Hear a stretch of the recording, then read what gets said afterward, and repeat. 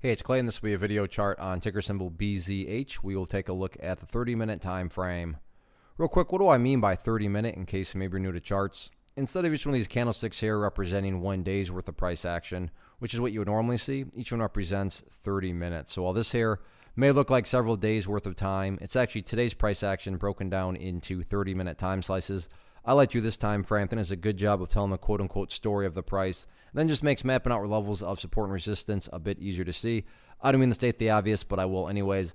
Not only was this a very nice mover today from a price perspective, but you look at the amount the volume moved, and yeah, well above average volume. So a lot of eyeballs on this one. So let's map out some levels of support, and then we can talk areas of resistance. So the first level of support is what I would call the ideal level. Meaning, say, hey, Clay, what would make this chart look the absolute strongest going forward? And that would be if the price can stay up there above $10.60. Now, with that being said, if the price falls below $10.60, I am not saying that that implies the entire chart's ruined or anything like that. But yeah, if the price can manage to stay up above $10.60, that would definitely be a huge sign of power going forward.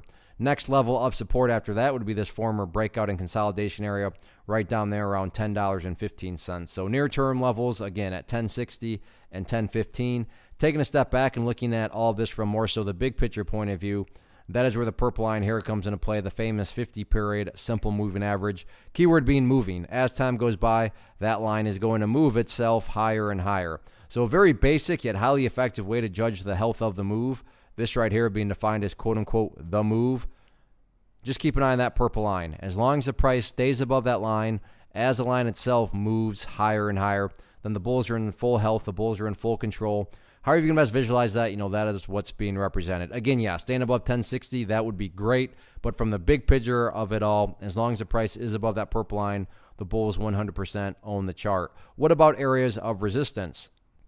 Nothing complicated behind this other than the fact that the party stopped today right up around $11.20. So $11.20, public enemy number one going forward. Although anyway, look at it, very powerful move today.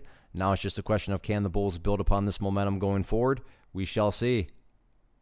One of the biggest questions that I get is, hey Clay, how do you find the stocks that you trade? So what I've done is put together a free resource guide where I talk about the tools that I use to locate stocks that I find interesting and think may have potential. So if that sounds like something that could add value to you as a trader, then click on the image that is up on the screen right now and I will email you the guide. The guide itself is very short and to the point, and best part, it's completely free.